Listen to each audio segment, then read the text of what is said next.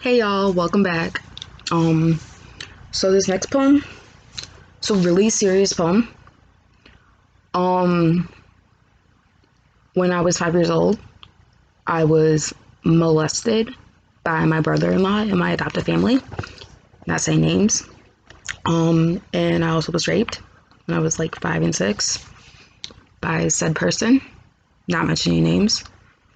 So I struggled with that for a while. I've struggled with rapes when I was older. I've been anally raped. I've been forced to have sex against my will.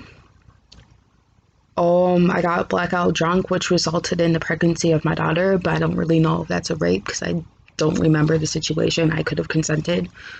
But it makes it hard for me to have relationships and to be comfortable with sex just because of all my past sexual traumas. So I wrote a poem kind of about it just to kind of help me get it off my chest. It's called Rape, and it's one of the longest poems I've ever wrote. And it goes like this. You are a monster for hurting a child the way you did. How do you live with yourself? I truly hope you burn in hell. You took advantage of a little girl, and that little girl was me.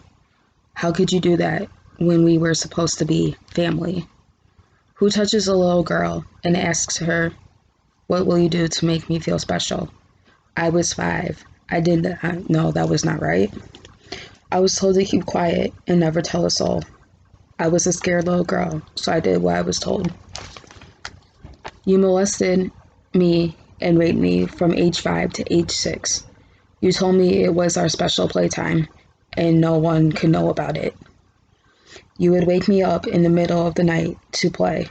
I just did whatever to make you go away.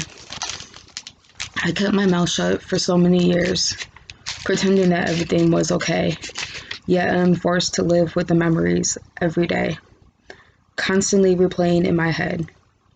I finally had courage in a family therapy session, I was 17 at the time, to bring up my childhood molestation and rape, and my mom refused to believe me. But that was not the only time I was raped. Living on the north side of Chicago is supposed to be somewhat safe, right? Well, I was not safe that fateful night. I took a walk by myself to clear my head. What a huge mistake. Because before I knew it, I was being held down by 2 guys, being urinated on and anally raped.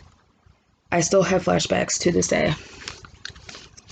The next one, I am unsure if I can even classify it as rape, or is it more just being taken advantage of?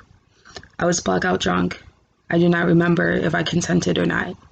I only remember bits and pieces. I know I willingly went to his apartment. I willingly got drunk because I willingly drank. Then I woke up the next morning with him on top of and inside me, saying we just had sex. I did not remember how it happened. How did I forget? My rape after that was in my apartment at the time on South Shore, Chicago.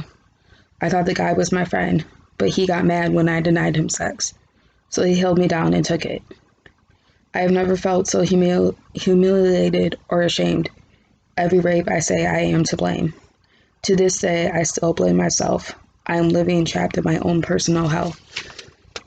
It is not fair to my partner that sex hurts me or that I try and avoid it at all costs. It makes me feel like a bitch, but seriously, I feel something is wrong with me mentally, physically, or emotionally. I know something is not right. Why can't I have a normal sex life? Is there something medically wrong, or is it all in my head? Why does my being raped have to affect my life and my relationships? It really sucks. I vowed to myself never to speak any of my rapes ever again. I keep them tucked away in my head. I will forever suffer and process my rapes by myself.